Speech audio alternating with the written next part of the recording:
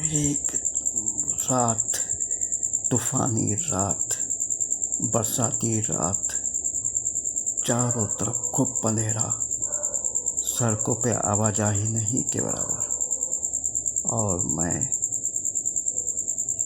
दो लोगों की सहायता से चोरों की तरह एक पुरानी जर्जर से हुई इमारतों की चारदीवारी के अंदर कूदने की कोशिश कर रहा था। पहली बार में असफल हो गया। दूसरी बार उन दोनों ने धक्का लगा के मुझको किसी तरह से चारदीवारी पर चढ़ाया। चारदीवारी करीब 7-8 फुट ऊंची थी। मैं उस पर चढ़ा। फिर उन्होंने धीरे से हमको बताया किस तरह से धीरे से, उसी उनके बताए उससे मैं धीरे से चारदीवारी के अंदर चला गया। सामने फैला हुआ विशाल कब्रिस्तान, जिसको ईसाई लोगों का सिमेट्री कहते हैं, वहाँ पर बहुत सारी कब्रें, पुरानी कब्रें बनी हुई, कुछ पक्की और कुछ बहुत ही पक्की, लेकिन कोई भी कब्र जो है 150-200 साल से पुरानी नहीं है।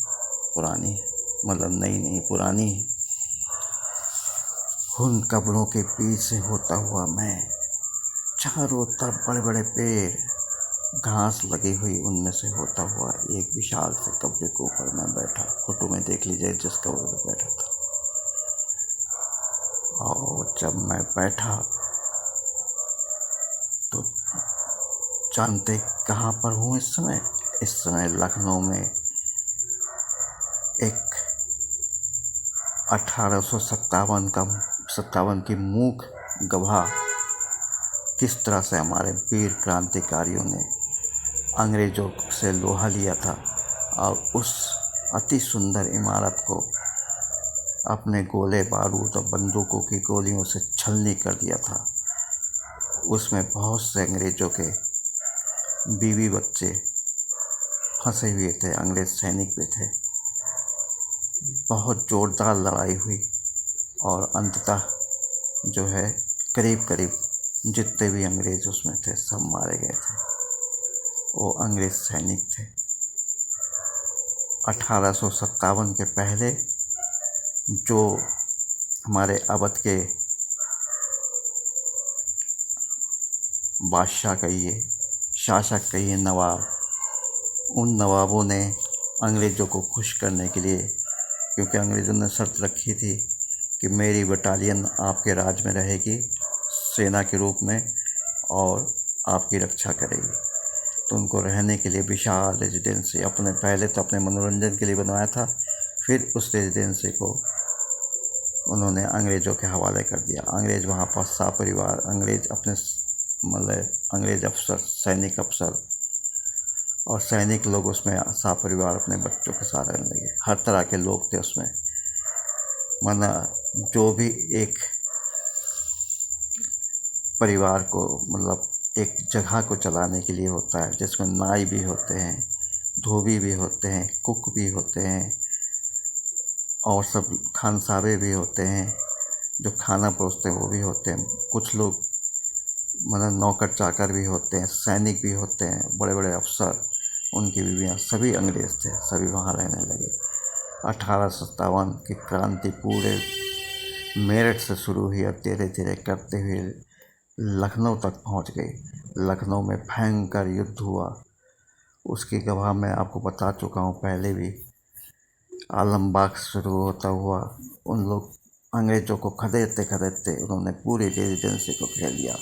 भयंकर मार काट हुआ, गोला बारूद से हमारे वीर सपूत, क्रांतिकारी सपूतों ने अंग्रेज़ों से लोहा लिया, जमकर लोहा लिया। उनकी इमारत को चारों तरफ से घेर के गोला बारूद और बंदूकों की गोली से धराशायी कर दिया। करीब करीब उसमें जितने भी अंग्रेज़ थे सब मारे गए। बचे कौन?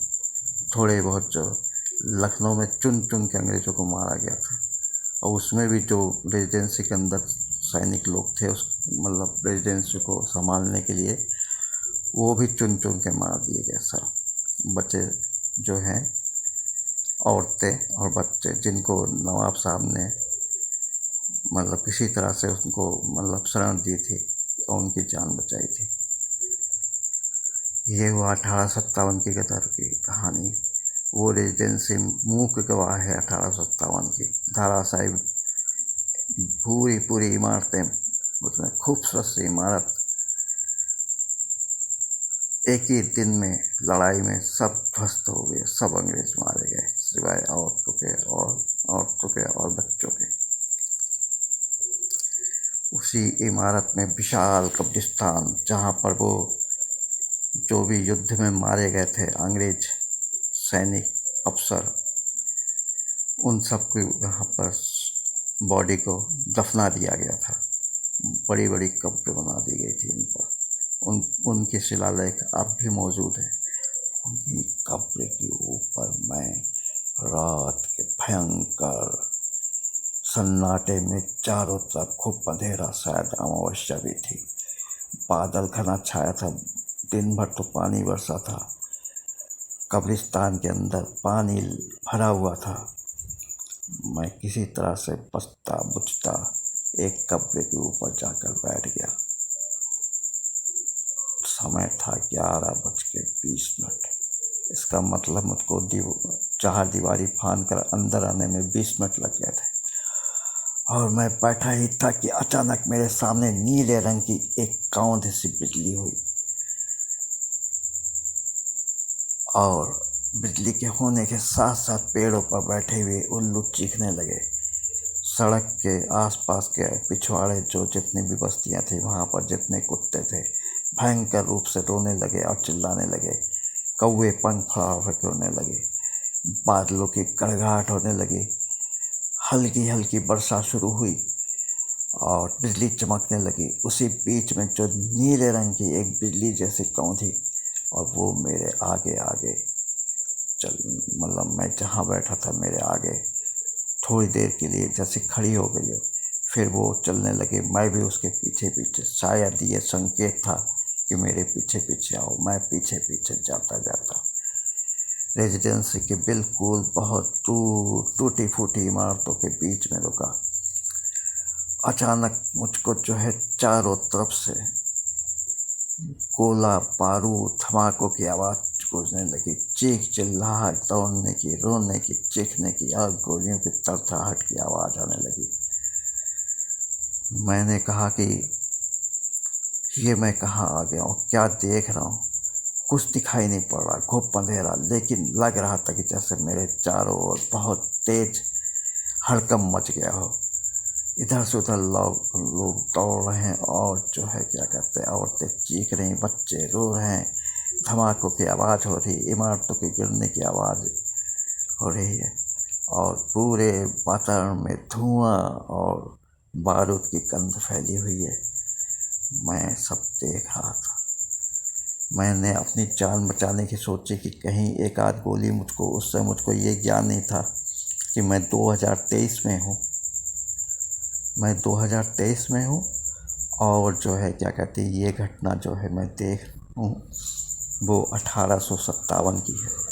अब आप सोच लीजिए कि 57 से जो है क्या कहते हैं, ये 43 साल ये हुए, तो आ गया 1900, 100 साल, मतलब करीब करीब 200 साल पुरानी घटना में मैं, मतलब जिसको कहते हैं 200 साल के पुरानी घटना में मैं चला गया। और मैं सब कुछ महसूस कर रहा था। खूब अंधेरा के कारण देख नहीं पा रहा था, लेकिन आवाज़ों को सुन रहा था सब कुछ बहुत जोरों से। और इस समय रात के 1:15 बज रहे थे। बहुत ही भयंकर नज़ारा था।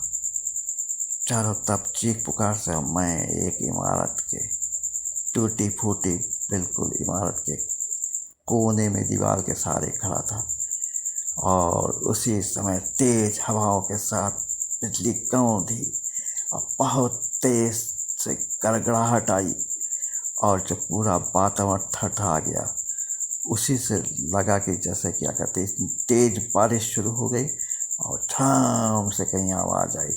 लगता है उस टूटे फूटे इमारत का कोई जगह जो है टूट कर गिरी हो। और लेकिन तब भी बंदूकों की आवाज़, गोलियों की आवाज़, चीख पुकार, औरतों का चीखना चिल्लाना, बच्चों का रोना, सभी कुछ तो मैं देखा था। फिर तो रात के समय घंटे भर तक मैं बिल्कुल किंग कर्तव्य विमूढ़ होके कि मैं करूं तो क्या करूं।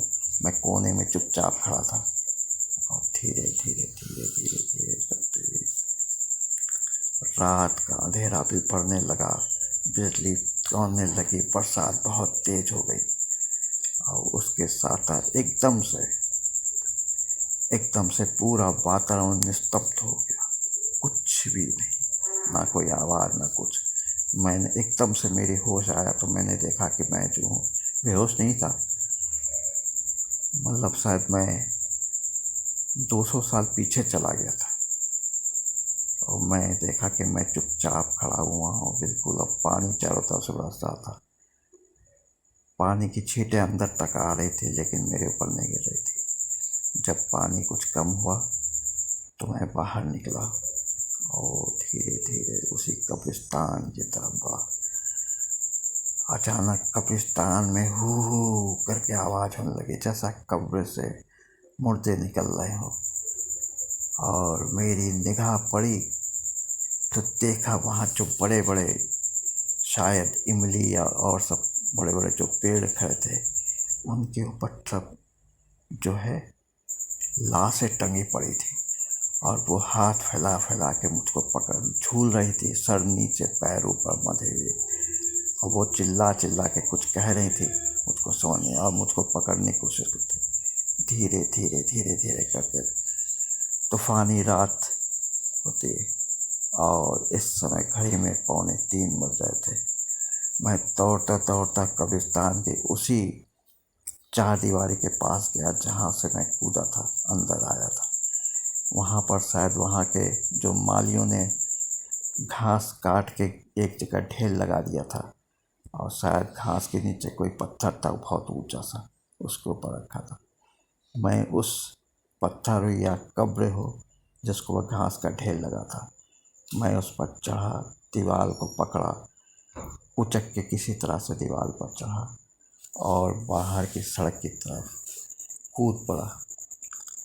मैं जब कूदा तब भी मेरे पास कुछ भी नहीं था। अंदर जब आया था कुछ नहीं था, बाहर निकला तब भी कुछ नहीं था। किसी तरह से निगाह बचा के इस सड़क पर कोई मुझे देख ना ले, मैं धीरे से कूद के फुटपाथ से होता हुआ, फुटपाथ पे जहाँ मैं कूदा था वहाँ पर नारियल, जो पानी वाले नारियल होते हैं, जो खाए हुए नारियल, खाली नारियल, उसका एक बहुत ऊंचा सा ढेर लगा था, शायद मैं उसी पर गिरा था। और जो है क्या कहते हैं, नारियल भी धमाधम मेरे पर गिरने लगे, क्योंकि खाली नारियल थे तो चोट लगी नहीं मुझको। और मैं धीरे से नारियलों के ढेर में से उठा और चुपके निगाह बचाता हुआ जैसे मैं सामने आया तो मैंने देखा जो लोग मुझको अंदर करके गए थे वो मोटरसाइकिल लिए खड़े थे और मैं उस मोटरसाइकिल में बैठा और जय राम जी की करता हुआ भैया भागा। ये मेरे साथ अद्भुत घटना इसी साल 2023 में तूफानी रात भयंकर पानी बरसने में हुई थी। घुप अंधेरा था और मैं शायद 200 साल पुरानी घटना, हो सकता है कि मैं भी कोई क्रांतिकारी रहा हूँ 200 साल पहले और मेरे साथ ही घटना हुई हो जिसका जीवंत रूप मैंने ऐसा देखा। अब ये अनुभव को मैं आपके सामने पेश कर रहा हूँ, ये सोच कर कि आप लोग इसे लाइक करेंगे, शेयर भी करेंगे, कमेंट्स करेंगे। ये मेरी यात्रा रेजिडेंसी की है, रेजिडेंसी जो कि शहीद स्मारक के सामने कह लीजिए। एक बाईं तरफ शहीद स्मारक है बहुत ऊंचा सा, दाहिनी तरफ रेजिडेंसी है, उसी के साथ बिजली विभाग का लेसू का दफ्तर भी है और इंजीनियरिंग इंस्टीट्यूट के पास ही है, बहुत बड़ा सा है, एकड़ों में फैला हुआ। उसमें विशाल कब्रिस्तान और साथ में जो इमारतें में फ़ोटो में आप लोग देख लीजिएगा, टूटी फूटी मारते हैं। उसको आर्कियोलॉजिकल सर्वे ऑफ इंडिया ने अपने अधिकार में ले लिया है और दिन में तो वहाँ पर आप आराम से घूम सकते हैं। वाहन रखने की सुविधा, पार्किंग भी है। उसको जो है क्या कहते हैं, आप वहाँ पर टिकट लीजिए और आराम से अंदर घूमिए। लेकिन रात में जाना अवैध है। यदि पकड़े गए तो जेल भी हो सकती है। तो इस तरह से मैं रात के अंधेरे में चुपचाप चोरों की तरह 2 घंटा बिता के मैं आया। 2 घंटे में मेरे पर क्या बीती वो मैंने वर्णन किया। धन्यवाद, इतना ही कह सकता हूँ। आशा करता हूँ कि आप लोग जो है बहुत ही जो है क्या कहते हैं इसको पसंद करेंगे, लाइक करेंगे, शेयर करेंगे, कमेंट्स भी लिखेंगे। जय हिंद, जय भारत। नमस्कार। जय हिंद, जय भारत। बाबा ने लखनऊ से 9616205263।